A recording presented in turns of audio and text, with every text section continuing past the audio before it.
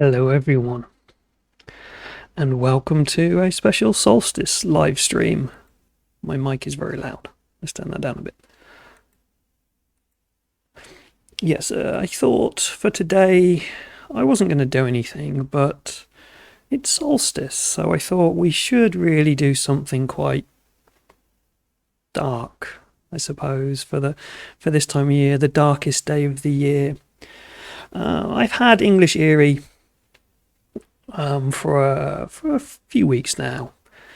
It is a solo to 4-player tabletop RPG based in the rural countryside of England, the dark British countryside, where not all is always as it seems. That quaint little village that you are visiting holds a dark secret. Or maybe the tree that you pass that creaks strangely in the wind seems to follow you. Or maybe the house that you are visiting your friend in. You are not just you and your friend there, but maybe something else is with you. This English Eerie is, it's a 1 to 4 player tabletop RPG, and it's designed to be set in the English countryside. It is inspired by the likes of M.R. James and the stories that he wrote, and the kind of gothic ghost stories that we see from the late Victorians and turn of century time. And so we are playing, well, I solo am playing a game today of this. It's a little bit odd to play it solo on a stream, I suppose, as it's a journal format game. So for anybody who doesn't know what that means, it means you're meant to write things down, and that's kind of how you tell the story. So you write your journal of the days that have happened through various events and cards and things that you pull out.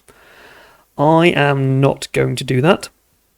I tried to set up a text to speak, a speak to text Google Doc thing, but it wasn't working very well. So I'm just going to speak and hope I remember everything that I did.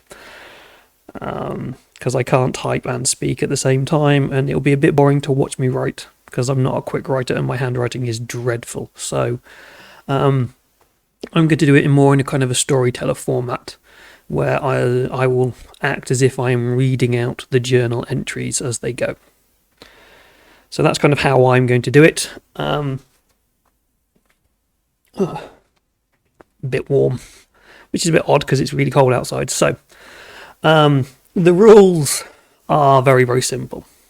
You have a deck of cards, which I have here, all organised into what they need to be. And at the start of each journal day, you draw the top card and you kind of react to what that card is. There's a clue card, which gives you a clue about the mystery you are looking for. There is a... what else? I can't remember what the cards are now. Let's have a quick look at them. So there is a secondary character harmed card. So this, throughout the story that we tell, you will meet various characters. If you draw this card, one of them is somehow harmed by the mystery, whether that be a physical harm or a mental harm. They are harmed by something. There is a secondary character obstruction card, where they somehow obstruct you from completing your mystery, or throw you off course, or do something in that manner. There is an environmental obstruction card. This is an environment obstruction which will throw you off somehow. Both the obstruction cards have a dice value on them. This is the only dice value in the game. You have to roll below that to successfully overcome whatever the obstruction is. If you fail, consequences happen. There is, I think there's one more type of card: secondary character obstruction, environment, clue, and the fourth type of card is the Grey Lady. And she is the card that rises tension within the game. There are 3 grey ladies in the game, and the last grey lady is the end of the story. So I have shuffled my deck. I have them all here. They are all random. The grey ladies appear at certain points, though. And each day of the diary, each diary entry lasts for 2 cards. The other rules that we have is we have a pool of spirit and a pool of resolve. These are resources we can use to change our dice results. So the resolve we can spend to, before we roll the dice, to add 2 to the dice roll. Or 2 to the number on the card, I suppose, because we need to roll below that number. Or we can add afterwards. We can do this after the dice roll, but you only get to add 1 to the result. So if you really, really want to succeed at this, you'll do it beforehand. If you don't, you do it afterwards, and you go, oh, okay, maybe I do need to get just this 1 extra point to get past this. That's when you'll do that. Your spirit is kind of like your life force, I suppose. It's your mental state and your ability to deal with the growing tension and terror that is happening within the tale. Each time you meet a grey lady, you lose 1 spirit. Each time you fail at an obstruction, you lose 1 spirit.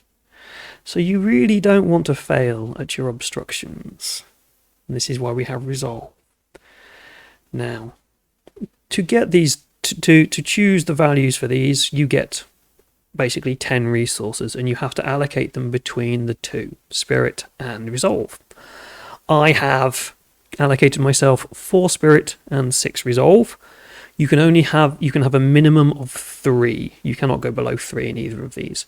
Not sure why you'd want to go below 3 unless you're really looking to suffer.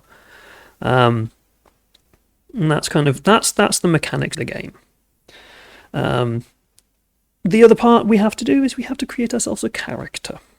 And so, because I am running the scenario from the book, which is The Beast on the Moor, the date is 1907, and I take on the role of an antiquarian visiting an old friend in an old manor in Derbyshire. My friend, Lord Cunningham, is ailing of late, and his mind is deteriorating. He raves much about the sounds on the moors, strange lights and shapes, that he swears he has seen cross his window on a few occasions. You have decided to stay for a week, to look after Christopher and help soothe his mind. And so, we're looking at turn of the century, and we're an antiquarian. So, I have got the name William Billingsworth. I am playing Sir William today. He is the son of a wealthy cotton merchant, though at this time the cotton industry within Manchester is starting to decline. That is who we are. So yes, I am from Manchester. I am the son of a wealthy mill and cotton owner.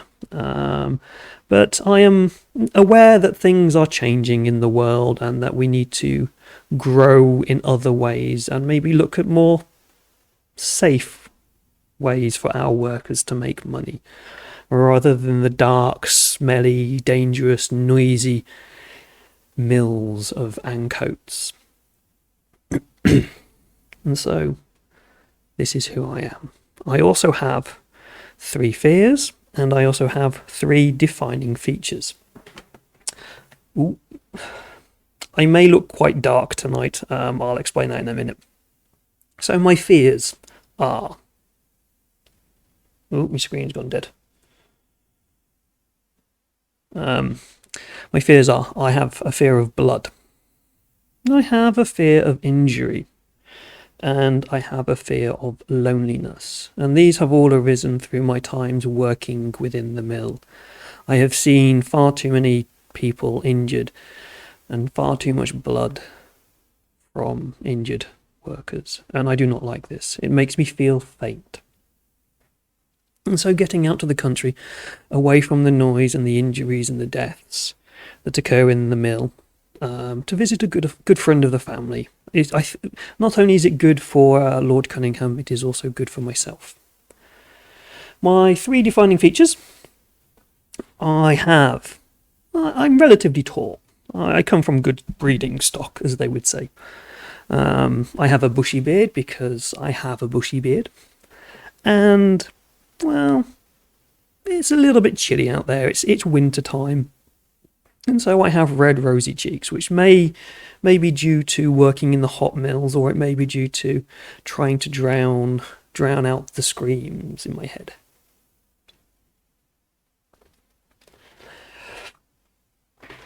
So that is who I am. I am William Billingsworth. Sir William Billingsworth. I have gained myself a title for good works and charitable works, shall we say. We shall find out more about Sir William as we go on through the tale and go on through the story. And so, yes, one of the things the rules state, well, it's an optional rule, is they say candles. Most of the scenarios in the main book, which you can buy on Drive-Thru RPG for about £5-6. It's not expensive. It's a really nice rule book, and there's some amazing art. This is the front cover behind me. So yeah, one of the things it does state is you should have candles to kind of create an atmosphere. Now, I have a few candles. I've only got 2 candles here, mainly because my desk is not very big to have enough light around. My tablet next to me providing a bit of light, and I do have one small light on. Otherwise, you would not actually see me on the screen. But yeah, I thought I would create some atmosphere. But most of the stories are around the turn of the century. There are a few kind of later stories based in the late 20th century and turn of the 21st century and stuff. So there's some future stories in there as well. It's a little bit weird. It doesn't sit well with me, the idea of that. As anybody who knows me, I prefer my older stuff. The more gothic, the better. But there is one in Whitby in 2092 or something like that, which seemed quite interesting, that you could quite easily port to an older time. So yes, let us begin the tale of Sir William and the Beast on the Moor. So, card 1. Secondary character obstructs.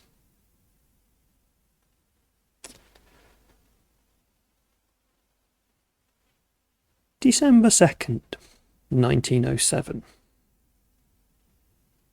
A strange thing occurred today as I was on my way to visit my dear friend Lord Cunningham. I've arrived safely in the house, and all is well now. But as I arrived, running down the street was Mrs. Bristle. She looked worried. She was all aflush, running down the streets in her shawl in this cold weather. It was not a wise idea for her, I felt. And she confronted me, saying, No, you must go back. Lord Cunningham is not well. He cannot see you and take visitors today. I assured her, no, I am a friend of his. Now, with this being a character obstructs, I need to make a roll. This says 7. I think I can get below a 7. I do, I get a 6. No, and so I replied to Miss Bristle, Don't worry, my dear. It is only I, Sir William. He is expecting me. Is it okay if I carry on up the street? Here, take my coat. And I offered her my coat and to keep her warm on our journey back. And she was kind enough to walk back with me and keep me company to the house, where we sat and had a cup of tea as she warmed up from her run down the road. That is the first part of the entry. I now choose card number 2 for the second part of the day. This is Clue. As me and Mrs. Bristle were sat there, Lord Cunningham came down to greet us. He looked perplexed, confused, as if a malady had come over him. He sat down at the table with us and asked for a drink. Miss Bristle poured him a cup of tea, as is wont to do, and I saw him shuffle and pull out his hip flask, which, when Miss Bristle was not looking, he tipped a little bit into his tea. I noticed that as he did this, there was a graze upon his hand, as if some claws had maybe scratched his hand.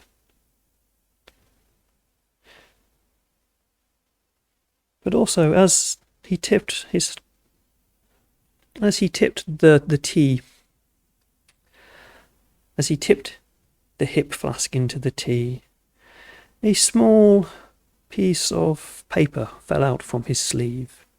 He seemed not to notice, and I asked, "My dear friend, what is that piece of paper that has fallen from your sleeve?" And he seemed not to know what it was. I picked it up, but the text on it was indecipherable, and I was unable to make out heads or tails of it. Lord Cunningham, at the sight of it, went deathly pale, finished his tea, took out his hip flask again, took a long swig, and went to bed. So I find myself sat here writing my journal, pondering what made Lord Cunningham suddenly turn such a shade and disappear so quickly. I shall leave you now for the night, and see you on the morrow, dear reader. And that is day 1. And now I can't remember what the date was, but it was sometime in December, so I'm just going to keep saying December 1907. So I do apologise for anybody who's watching. This is why you're meant to write it down. Day 2, December 1907. Secondary character obstructs. I'll make my roll first hand. This is a 5. I am not going to use my resolve. I'm going to keep it. I kind of like the idea of failing. Which I do, and I can't even spend a resolve point to pass this. I got an 8. So there is... Oh, no, go away. No! Ah! Sorry, my tablet keeps trying to restart. And I've got all the prompts and things on it. So, just to ruin all the atmosphere that I'm trying to build here, I'm just going to talk about technology. On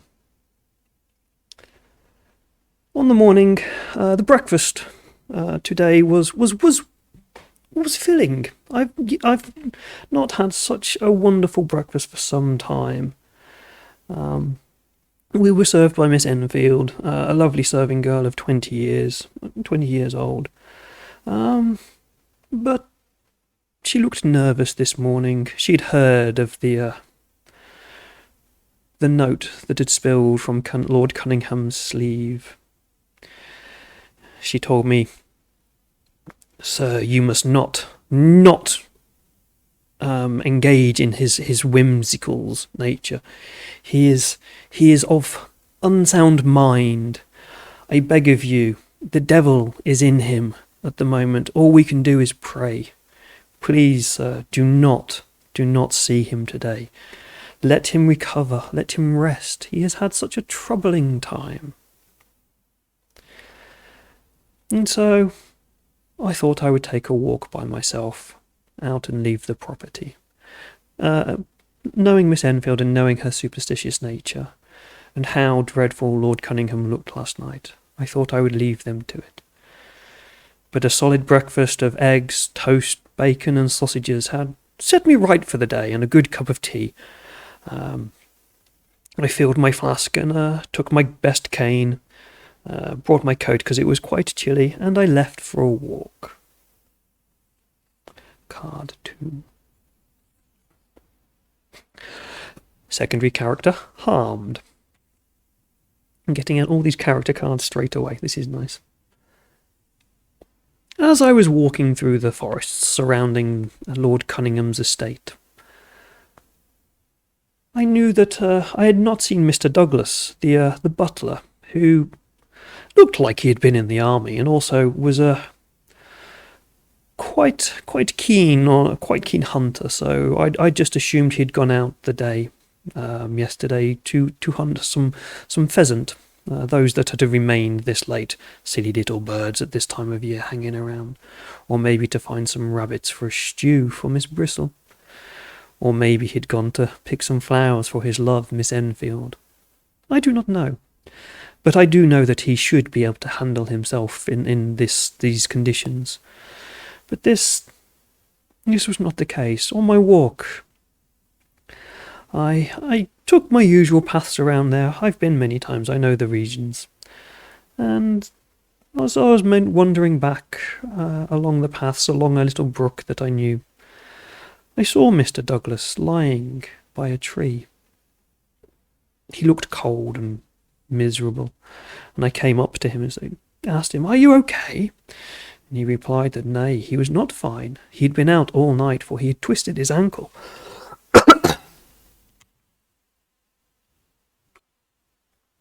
Something had surprised him at yesterday as he was walking down looking for some mushrooms for the stew that he was planning to make.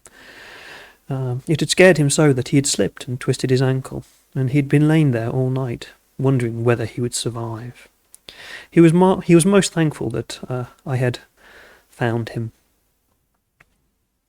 And so we limped back to the estate. We sat him in front of the fire and gave him some stew. Miss Enfield was all a fuss over him. She was most pleased that he was safe. And that is the events of day 2. Day 3, where things start to change. Environmental obstruct. I need a 6 or less.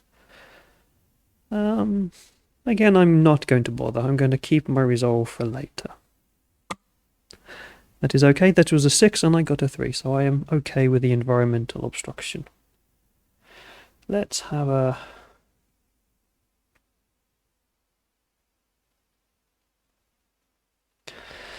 Again this morning I was met by Miss Bristle, and Lord Cunningham had come down for breakfast as well today. He seemed a lot chirpier than he did upon my arrival. A good day's rest seemed to have done him well. And I suggested that we go for a walk. And he showed me the lands around, and maybe the fresh air would do him well as well. At first he looked a little bit shocked, and pointed to the window at the fog that had descended during the night. But I assured him no, the fog was dissipating, and we shall definitely have a wonderful walk, and we can catch up, and I could tell him how my father was growing the business anew, and we had new investments and ventures set down to go up in Liverpool and Wigan, and things were looking bright despite the failings of the cotton industry at the time. And so yes, we left and we took a long walk. The fog did clear. I did notice that he did keep his hip flask close at hand, and there was always his hand was twitching as if he always wanted to take a sip. But I think the distraction of the walk and the talk did him well.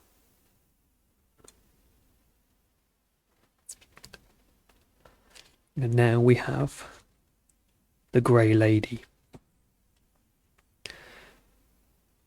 And tension rises. Let's have a look at... As we were walking through the forests and across the dales, across the moor, Lord Cunningham was happily nattering away. He seemed to have settled down by this point in the afternoon. We'd had our sandwiches that were prepared by Mrs. Bristle, and we were just sat around enjoying the briskness of the air, shall we say. It's not often that I get out of the city and into the cleanness of the air. And Lord Cunningham was perked up. He seemed more of his old self. And he had this area that he wanted to show me, this strange rock formation that he had heard Miss Enfield had discovered, and he wanted to go check it out, as it was not something that he remembered seeing as a child growing up on the estates. And so he was spryly walking down the rocks. And as we were making our way down these rocks towards this, just looked like a rock, a pile of rocks to me. I'm not big upon these things. I don't know what they are. Show me a piece of machinery that makes cotton, and I'm fine. But rocks and grass and trees, they're all green or grey to me. But in that slight mist of a day that we had, in that green and grey that we were wandering, something crept up my back. The hairs on the back of my neck stood up, as if something was watching me, made me feel uncomfortable. And I kept an eye out, and I glanced around, and I'm sure I saw some glowing, in the distance, glowing red eyes watching from behind a tree. I shook myself, saying, No, nothing is out here. This is England. We have no dangerous beasts other than man. And man's eyes do not glow red. Ha! Don't be silly, dear sir. I thought to myself, and I put it to the back of my mind, and we carried on. And lo and behold, the rocks, they were just rocks. I couldn't see nothing special, but Lord Cunningham seemed pleased that he had seen them, and he had a tale to tell Miss Enfield when we got home. And we got home, and I deigned not to tell Lord Cunningham of what I've seen, knowing his delicate state. I didn't want to send him back down into those depths that I had seen him a few days beforehand.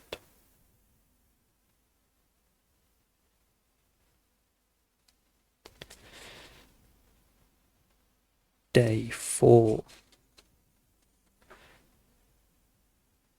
Secondary character obstructs. This is a 6. I rolled a 7. I am going to spend a point of resolve here to change the result down to a 6, as I cannot think of anything at the moment. Again, breakfast. Breakfast was nice, sharp and early this morning. Mr. Douglas had got himself better and wanted to go out on a ride to check the fences and the surrounding areas to make sure that there were no trespassers. There'd been word of some travellers around who were trying to make camp in some of the fields, and Mr. Douglas was not about to have these on his land. Lord Cunningham didn't seem too bothered. He's like, he didn't have anybody to look after the land, and if people wanted to use it, it was up to them. He did not mind. Mr. Douglas, however, was having none of this, and he's definitely going to go out. And he asked me if I wanted to go out for a ride with him and explore the lands and just check the fences and stuff. And Lord Cunningham suggested that this was a good idea for me as well. He had things about the manor to do this morning, some business, and in the afternoon that we could take tea and have a chat again. And so I got out with Mr. Douglas, as grumpy that he was, that Lord Cunningham was not too bothered about these travellers, but we took out and we went to where he thought they might be, but there was nobody there. We made the rounds of the fields and the fences, and everything seemed all in order. Mr. Douglas was a very quiet man and none too chatty, despite the fact that I had helped him a couple of days ago.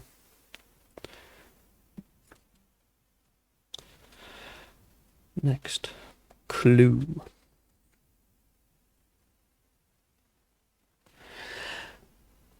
As we came back and we were about to stable the horses, I noticed on the side of the stable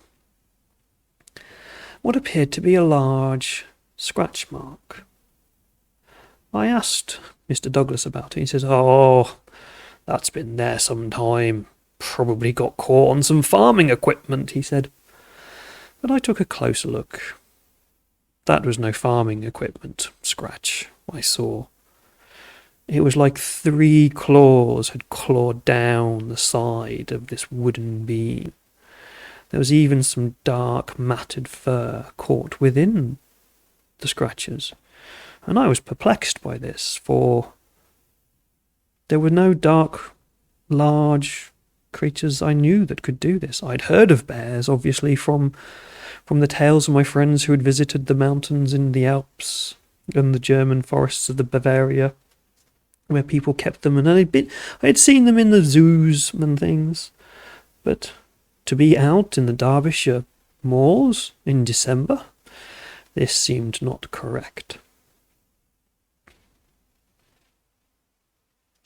But again, I did not want to speak to Mr. Douglas. He was being most uncooperative, shall we say, and again, did not want to bring this to Lord Cunningham, for I got back and he was quite deep into his hip flask, shall we say.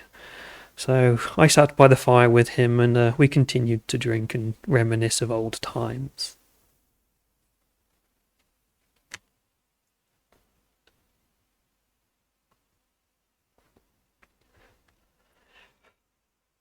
Day 5. Environmental obstruct.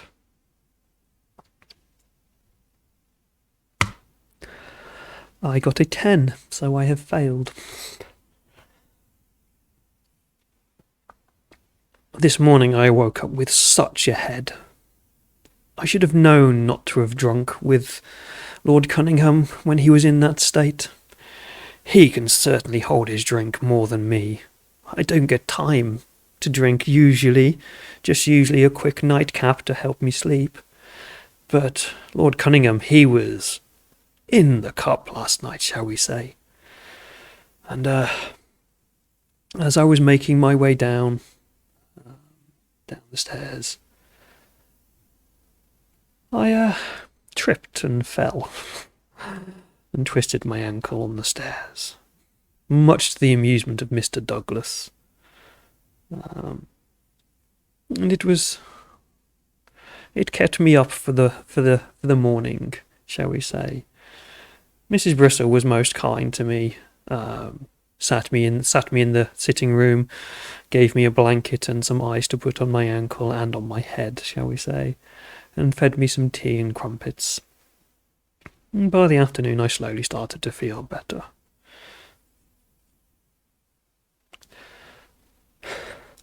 My head started to feel better, so I thought I would take a slow walk around the farmyards and the stables just to see how the ankle fared.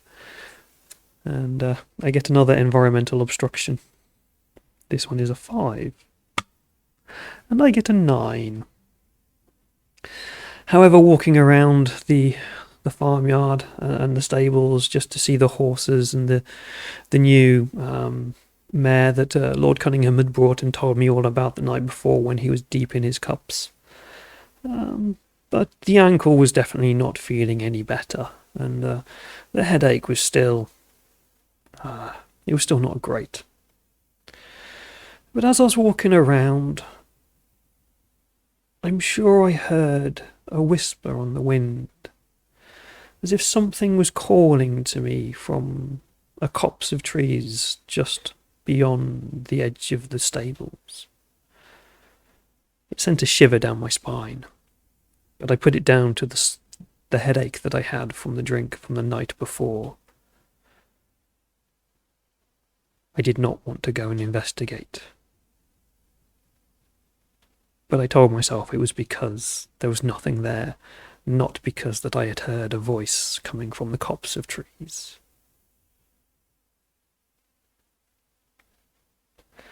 I went back inside to rest my ankle again, and that is where I find myself now, writing in my journal, taking a nightcap to try and ease the head and ease the worries of the mind. My candle's getting a little bit low, it's getting a little bit dark.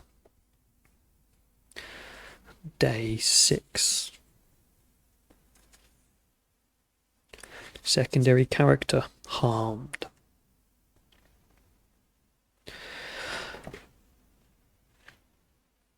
I woke up feeling much more refreshed this morning. A good rest yesterday, and the memories of the voices from the forest.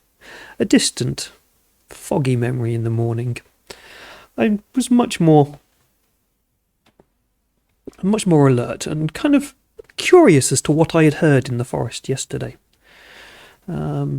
Feeling more perk and up for it, I thought, I know what, I shall go and investigate that copse of trees. And so, as I was sat down for breakfast, again a few slices of bacon and some mushrooms this morning, again copious amounts of tea supplied by Mrs. Bristle, I told her of my plans to go and investigate the copse, and that I'd heard strange things coming from it, and thought there might be some travellers in there.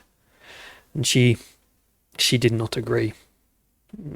She said it was because the travellers were dangerous and that you should not go and investigate if they are there. But the way that she mentioned it put her on edge, shall we say.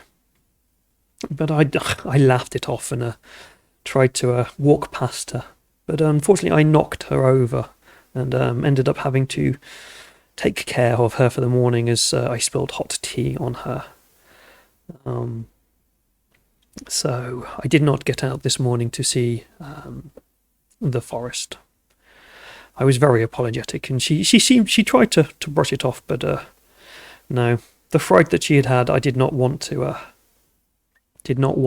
worry, to let her worry, having to deal with Lord Cunningham and myself in the way that she was. So I thought I would look after her.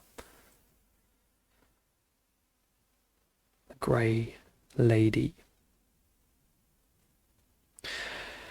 But in the afternoon, she managed to busy herself. She managed to push me away and say, "No, go do what you must do. You're under my foot now. I need to go and prepare dinner for Lord Cunningham. Please go. He's been up and working all morning. You need to go and entertain yourself, and just stay away from the forest," is what she said to me. But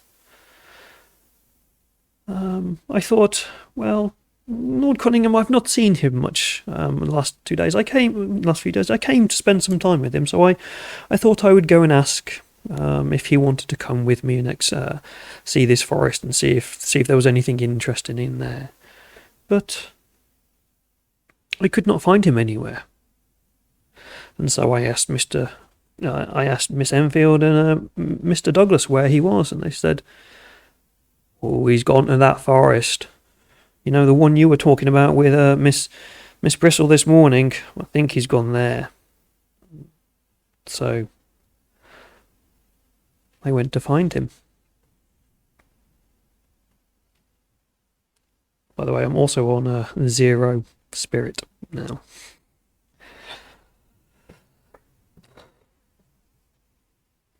And I spent the afternoon wandering this forest, unable to find him. I could not find him, and it was getting dark. I was calling his name, aware of the whispers that occasionally came on the wind. I followed them, thinking it might be Mr. Lord Cunningham trapped in the woods, trapped somewhere, having fallen and taken a tumble. I got the feeling that something was watching me, that something was following me, something darker and something more dangerous. Set me on edge, and it got darker. I could barely see the ground.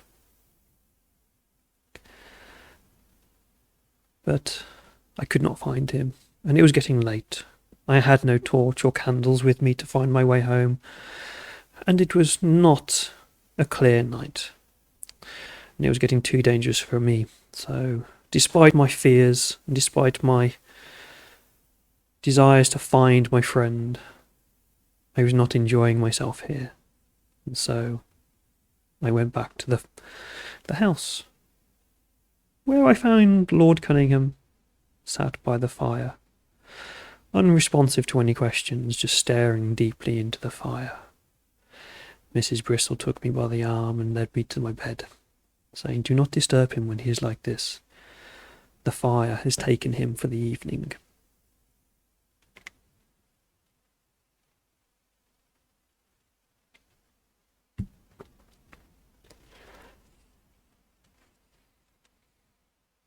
I shall try and speed this up a little bit, but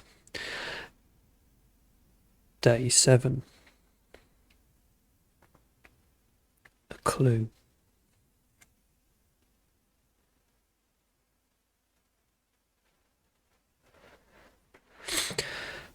I was awoken abruptly this morning, in fear and terror. It was a most unpleasant way to wake up, I must say, and it is definitely not a way that I would ever wake up in the city. For those whispers that I had heard in the forest took on a new life of their own. I was awoken by a screaming howl, as if even a beast in pain or in anger was screaming in the mists of the moor. I jumped up and went to the window to look out to see if I could see the beast. But it was misty and foggy, but I could tell it was coming from that copse that I was exploring last night. It sent me a shiver. I did not want to leave my room. I called for breakfast in my room, in bed, and I sat there, trying to distract myself with some paperwork that I had brought with me. My father told me not to, and that I should be relaxing and enjoying the company of my friend, but I felt the need to distract myself and spent the morning working, trying not to think about the screams that I had heard. Nobody else in the house wanted to talk about them, and I don't blame them.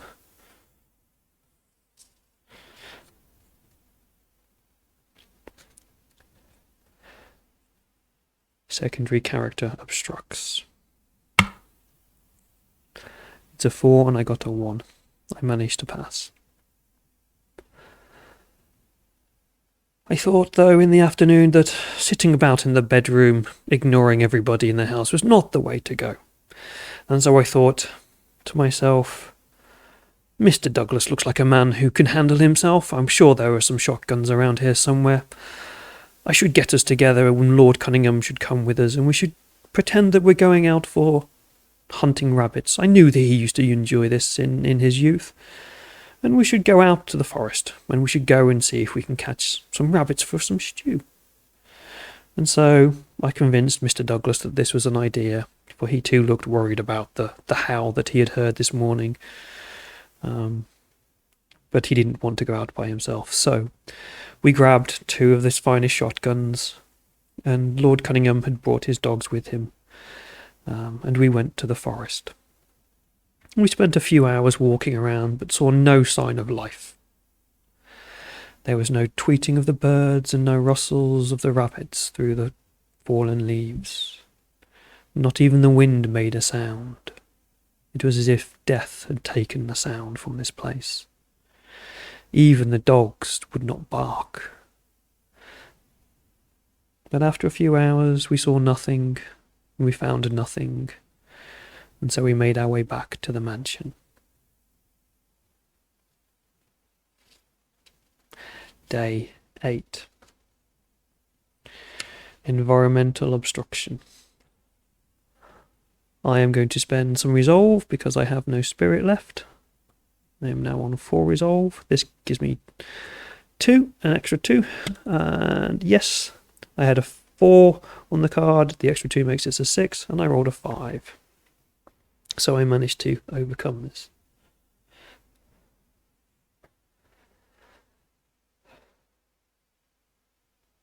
Again, there were strange noises in the night, and Lord Cunningham, was all about himself.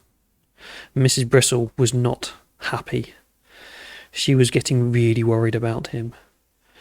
And I saw, as I was eating breakfast, that, again, Mr. Douglas had got himself his shotguns and was about to head out. But as he was about to head out and he was walking around this, I followed him to the stables and saying I'd like to come with him, and he was arguing with me. No, you should not come with me. It is dangerous out there. But I insisted, and we both mounted up. He gave me a shotgun as well, for I have shot before in the past. And we went off to the woods again, determined this time to find something.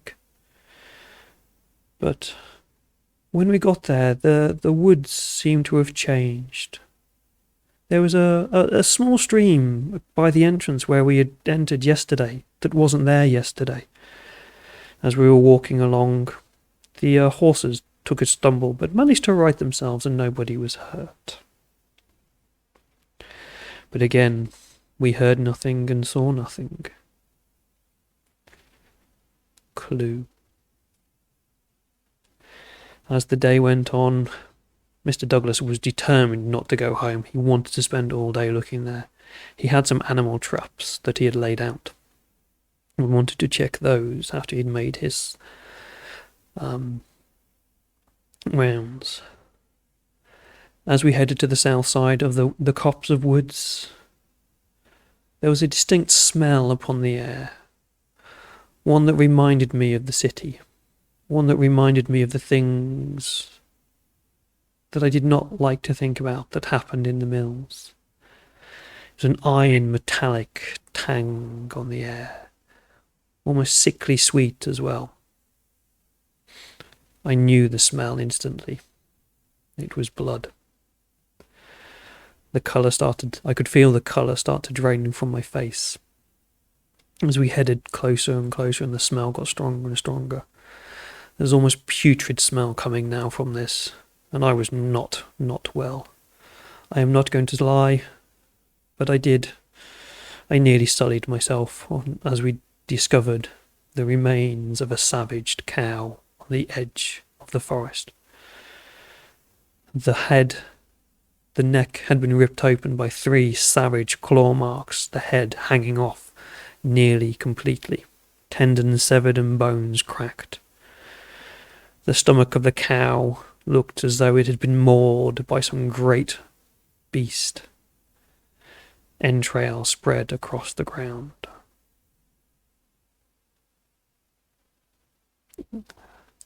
I was glad that I did not have a big breakfast that day.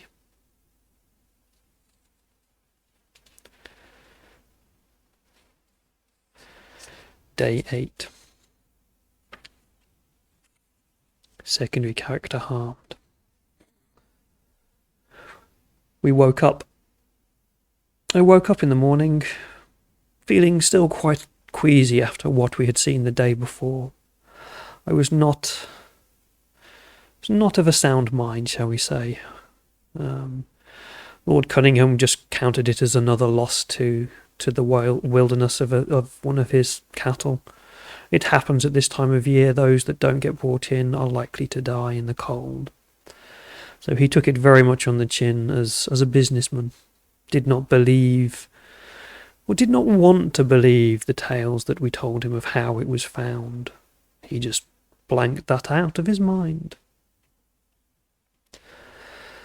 But I could see it had affected him. And when we were sat down for breakfast and had our tea, and he started to eat the bacon, he started to weep. And he could not put the meat in his mouth. He cried, and the beast is here. It has come for us finally. It is going to take us all. The cattle is just the first. It will be at the door soon. Lock the door, he screamed. He was not in a state of mind to deal with anything this day, and Mrs. Bristol and I took him to his room and tucked him in bed, where he soon curled up, muttering to himself about the beast, the red eyes of the beast, and he cried himself to sleep.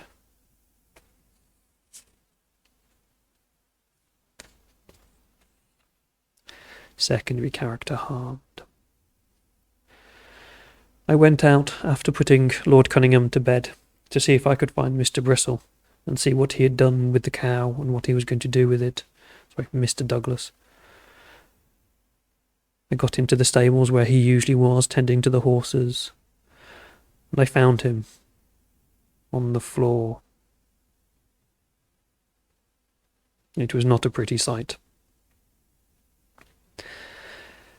He was unconscious, a big gash on the side of his head, One of the horse's doors was open. One of the stable's doors was open, and the horse was gone. A trail of blood led from the stable. I checked Mr. Douglas for a pulse and breath, and he was alive, but barely. I called for Miss Enfield, and she came running, tears streaming down her face, and we took him inside. Me and Mrs. Bristol took him to his room and laid him on bed. We told Miss Enfield to go and fetch the doctor. She left maybe 4 hours ago. We expect to see her back in the morning.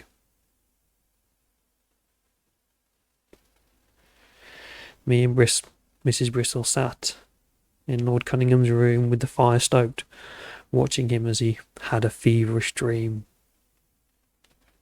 Not talking, but keeping an eye on our dear friend.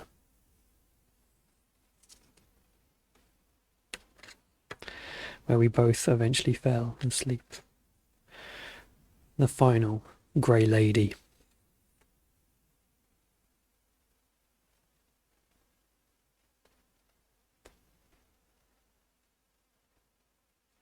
We were suddenly awoken at night.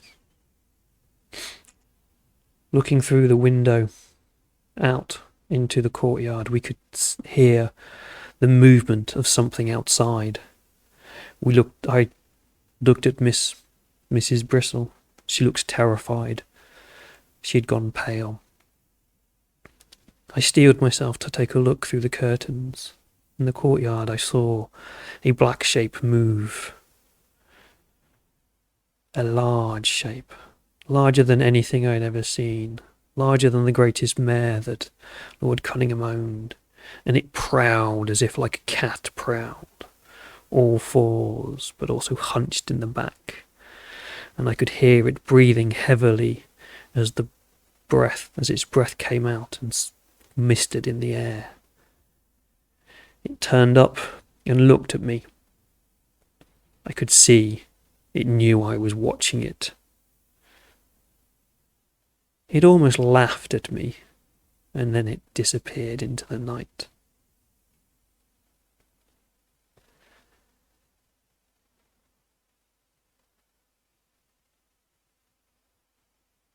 Day 9. I have no spirit left.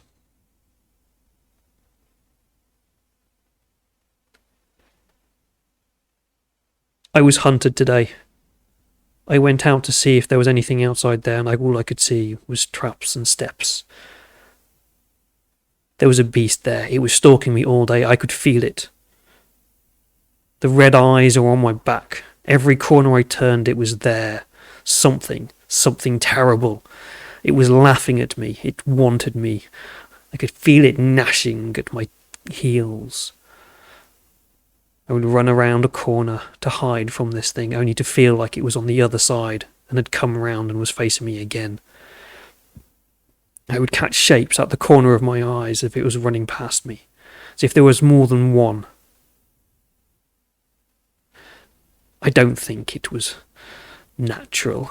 This is not a natural beast. Things like this don't exist. Big, 12-foot tall cats with black, scary eyes that dripped blood from their mouth. This is not natural. Who does this? Who has called this beast of the devil here? It is certainly not Lord Cunningham, for he is disturbed. I will find out who has called this beast and put this upon my friend and myself. I think it might be Miss Enfield. She has not come back today. She's disappeared, and that is when the beast appears and strikes. I think she has called the devil to us. She has called the devil on our friend, seeing how he treats Mr. Douglas and how she has affection for Mr. Douglas. I think she's a witch. Yes, that is it. She is a witch. I will go and I will find her and I will burn the witch, and that will end this torment on my friend. The beast of the moor has come, and she is his owner. And the entry trails off into mad gibbering about the beast and how he will stop it. He's found the next day, curled up around his journal by Miss Bristle, and the doctor Miss Enfield has brought a gibbering wreck. He's taken back to the city where he's given to his father to look after. No longer of staying mind. Lord Cunningham did not make it past the night. And so William and Lord Cunningham, both victims of the beast on the moor. And there we have it. A solo play of English Eerie. So because I kept failing a few rolls, I ended up without any spirit. Hence the rather disturbing ending that happened just then. If you do end up with spirit at the end, there are different ways of ending the game. So each time you play these, you can obviously you'll have a different draw of the deck, and you will have different spirit and resolves, and different ways to resolve things. So I do hope you enjoyed the tale. A bit of a dark one for a dark, long night. And, well, I hope that if you go to the woods soon, that you don't hear anything strange out there or nobody stalks you. For what is in there may not be natural. So all that I want to say is, pleasant dreams, my friends, and goodbye.